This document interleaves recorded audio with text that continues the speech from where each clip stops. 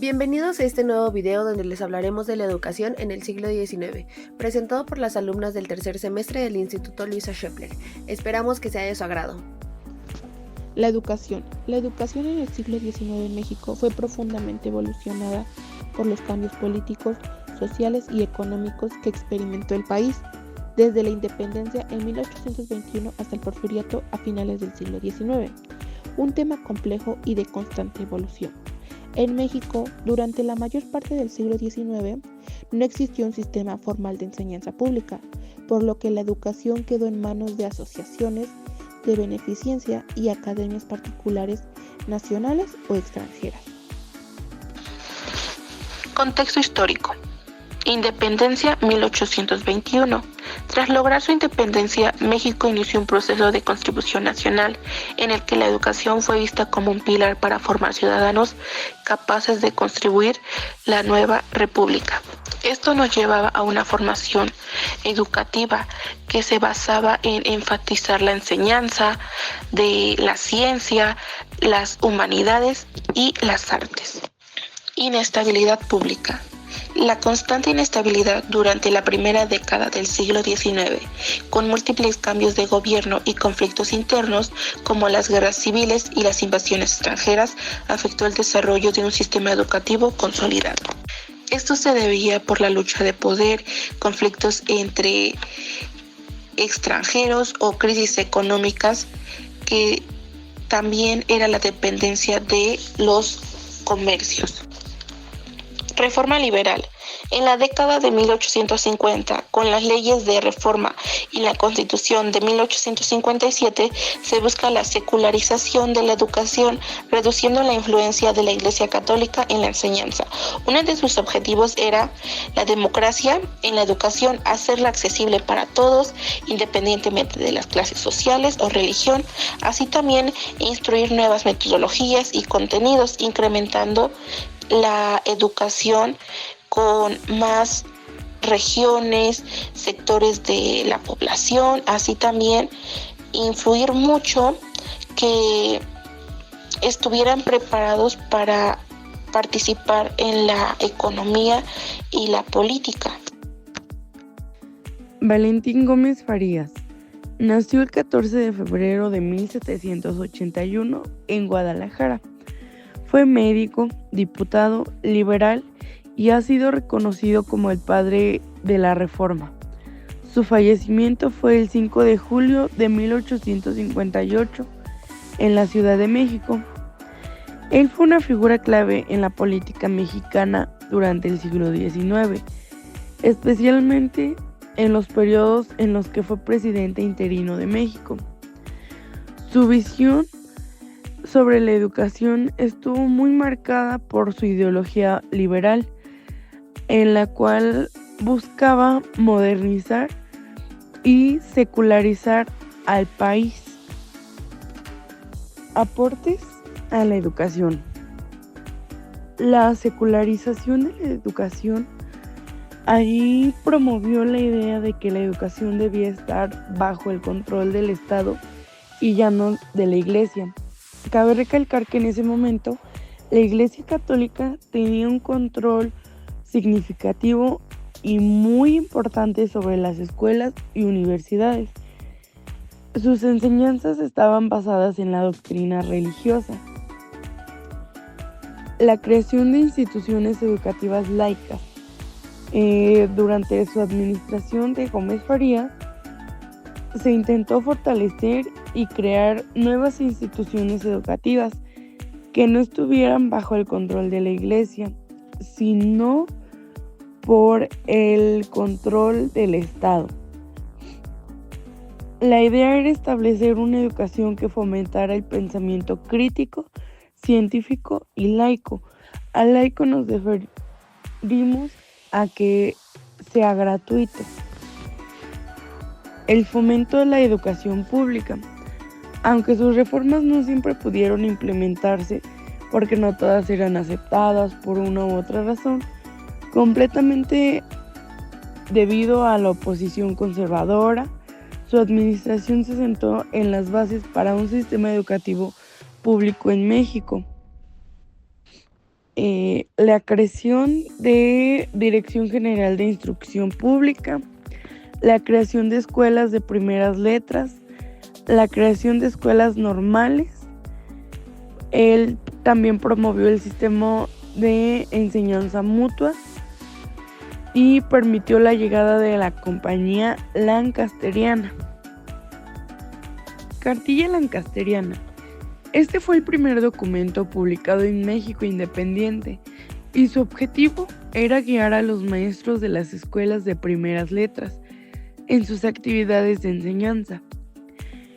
Su sistema de enseñanza lancasteriano fue desarrollado por el pedagogo inglés Joseph Lancaster a principios del siglo XIX.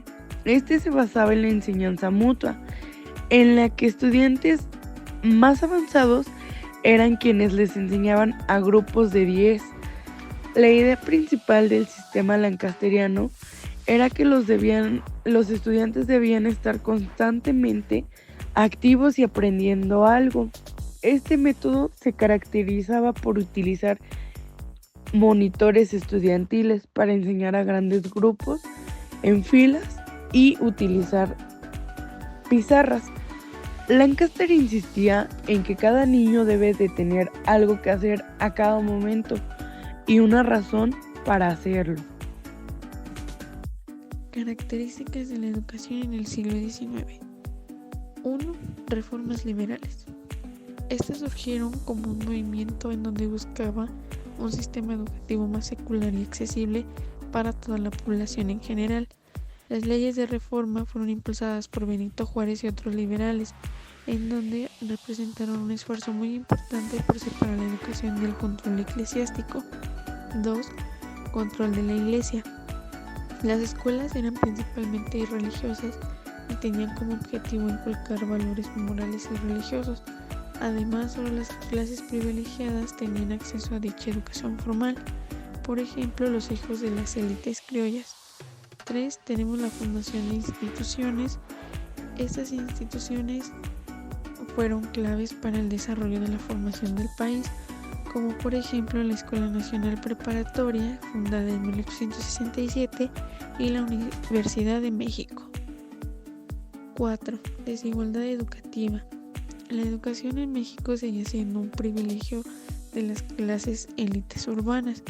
La mayoría de la población o los sectores que eran más pobres carecían de dicha educación y pues en los niveles de alfabetización pues eran muy bajos, lo que limitaba las oportunidades de la movilidad social. Y por último tenemos la fundación de las escuelas normales.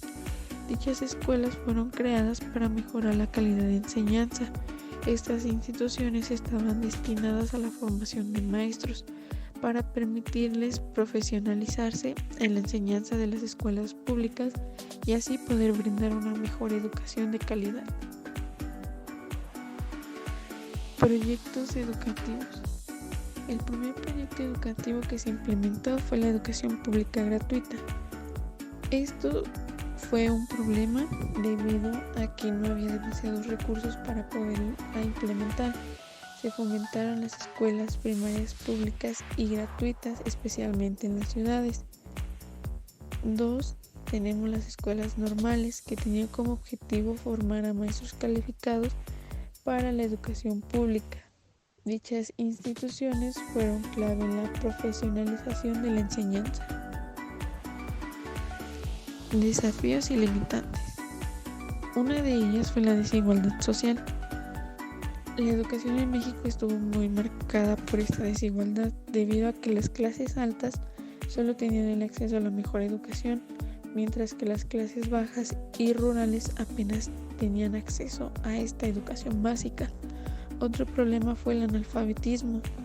Este era muy alto debido a que la mayoría de la población vive en condiciones de pobreza, lo que se les dificultaba que los niños asistieran a una escuela de manera regular, y debido a la desigualdad social que existía en el país, esto se volvió un problema.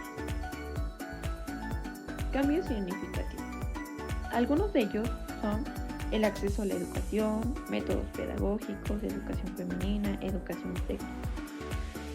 El acceso a la educación se promovió la educación pública y laica, ampliando el acceso más allá de las clases altas.